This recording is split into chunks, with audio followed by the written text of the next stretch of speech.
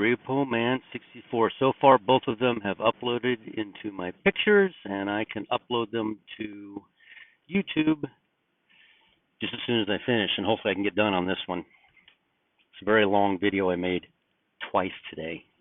It really hurt when it didn't upload. So, all right, let me get back to this real quick. Methuselah died, but out of regard for the memory of this pious man, God gave them another week's respite, the week of mourning for him. Okay? During this time of grace. Oh, wait a minute. A time of grace?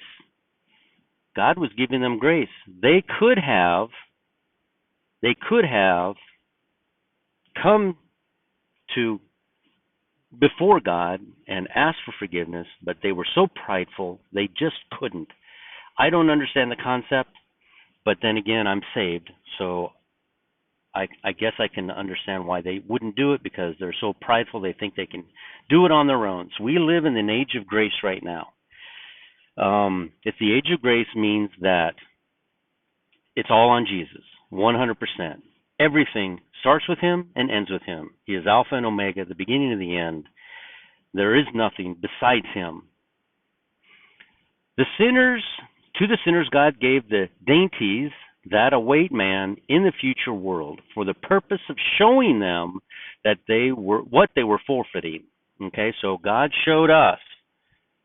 He showed us. If you look back and you really contemplate the concept of this flood and only 8 souls on that boat, everything else died except for what was on that boat and the fish of the sea. Everything else died.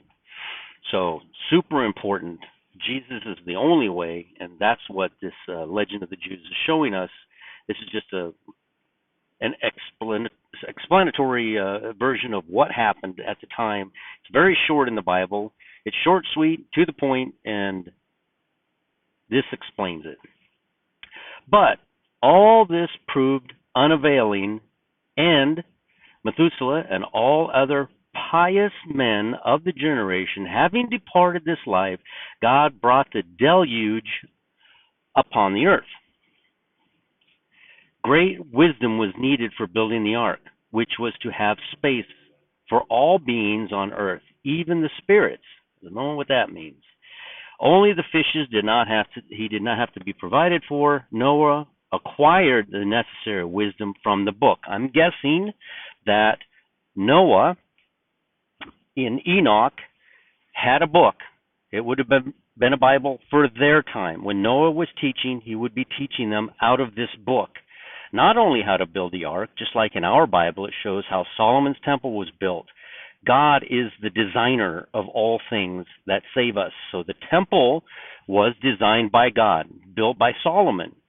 The same thing here. This ark was not just built by Noah. He was told how to build it exactly, board for board, nail for nail. And so this book, we have found it. It's in the Dead Sea Scrolls.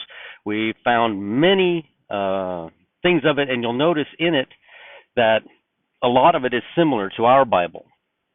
I would say that they probably had a very similar Bible. In those days before the flood, they were trying to change the genes, our genes, our DNA, to his DNA, and trying to get around the rules of God in salvation by changing the DNA. And I have a feeling here in the future that that's the same promise that's going to be made to mankind: is I can turn you into gods myself. That promise has not been made yet, but it will soon come.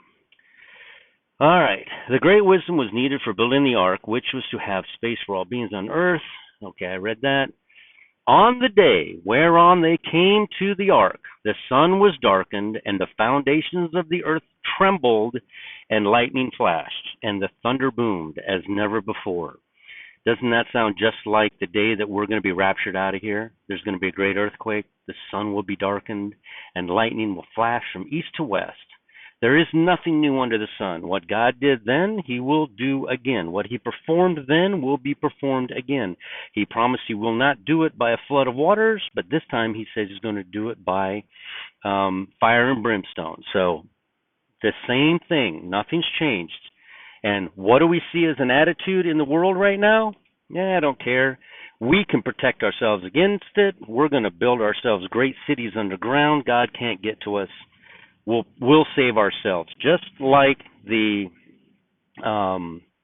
Nephilim had decided to do back then. All right. Yet the sinners remained impenitent. In naught did they change their wicked doings during those last 7 days. When finally the flood broke loose, 700,000 of the children of men, these are the Nephilim, gathered around the ark and implored Noah to grant them protection.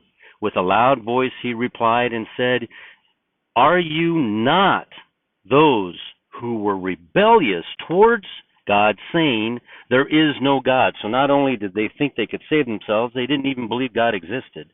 How much of that do we see today? So much of it. Therefore, he has brought ruin upon you to annihilate you and destroy you from the face of the earth. Now, Noah was in a unique position that he got to actually point to them that this was about to happen, and by their own choices that they made, bad choices that they made, they will now suffer the consequences. He says, "Have I not been prophesying this unto you these 120 years, and you would not give heed unto the voice of God?" Why is it when we tell even our family members this event is going to happen, they brush it off, they kind of pay attention, or even turn their back on you and say, "You're crazy"?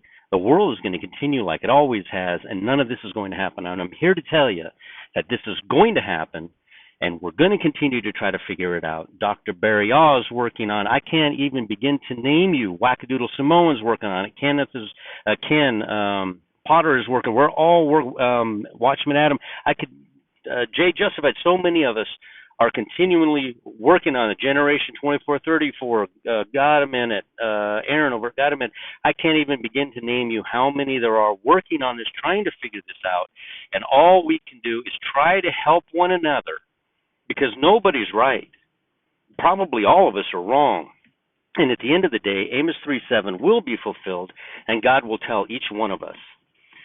So, continue to read. Let's see. Have I not been prophesying good? Yet now you desire to be kept alive. Then the sinners cried out, "So be it," in their pride. "We all are ready now to turn back to God. If only thou wilt open the door of the ark to receive us, that we may live and not die." So once the rapture happens, apparently there's going to be a bunch of people screaming, "All right, all right, all right." They're screaming up at God, which we also read in the Bible, where there will be crying and gnashing of teeth, because now they will see that it happened. Now, and they have heard, and they did not listen. They did not hearken unto the voice. And now they're screaming up to God, blaspheming God, telling him, "Let me in. Now I believe." It's too late. And remember, God shut the door of the ark. Noah didn't shut that door. God shut the door. That door represents, after the rapture happens, he will shut the door in heaven. No one else will be allowed in until they go through the tribulation. This tribulation will be different than that tribulation wherein all of them were destroyed. This time God will save a great multitude which no man can count through this tribulation. Noah made answer and said, "That ye do now, when your need presses hard upon you, why did you not turn to God during all the 120 years which the Lord appointed unto you as a term of repentance?" They could have repented, but in their pride they didn't. "Now do ye come, and ye speak thus, because distress besets your lives. Therefore God will not hearken unto you and give you ear, not will you accomplish." So it's too late now. And it's almost kind of cool that he had been warning them so long, and he actually gets this opportunity to tell them. I told you, and you wouldn't listen to me. It's kind of a unique opportunity that Noah gets here. The crowd of sinners tried to take the entrance to the ark by storm, but the wild beasts keeping watch around the ark set up upon them, and many were slain, while the rest escaped, only to meet death in the waters of the flood. Now, I think, at some point, they knew this was it. They knew they were in trouble, and they would try to force their way into the ark. Of course, they couldn't get in, and these beasts that were left to die outside of the ark were gladly used to protect the ark. I've often wondered why they didn't just break the door. They're giants. Why didn't they just break the door down on the ark and get in anyway? Climb on top of it. They were giants. It's because the beasts of the field kept them away. So, I don't have much more time. The water alone could not have made an end of them, for they were giants in stature and strength. When Noah threatened them with the scourge of God, they would make reply, this is over the course of the 120 years, if the waters of the flood come from above, they will never reach up to our necks. If they come from below, the soles of our feet are large enough to dam up the springs. They actually thought they could stop God's plans. But God bade each drop of rain to pass through Gehenna, which is hell, before it fell to earth, and the hot rain scalded the skin of the sinners. So they got cooked. They just like the frog in the boiling water, didn't even know the water was boiling, swimming around all happy, had no clue that they were being burnt until the very end. The punishment that overtook them was befitting their crime, as their sensual desire had made them hot and inflamed them to immoral excesses, so they were chastised by means of heated water. Now, we know that goes on today. You can see it. There's no repercussions for what we do sexually. If we have a baby or get pregnant, we'll just abort it. We can just be with anybody we want to. We don't have to be faithful, and it's all just hogwash. It's hogwash. It's all sin. I don't care how many people are doing it and how many people say it's okay.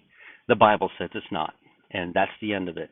If you are stuck in a besetting sin, you need to work on that now. There's no more time. We're out of time. I'm out of time. Like, comment, share, and subscribe. I'm going to put a link to the Discord on all 3 videos, I guess. And I think I'm out of time on this video. I better stop. Anyway, RepoMan64. Talk to you later.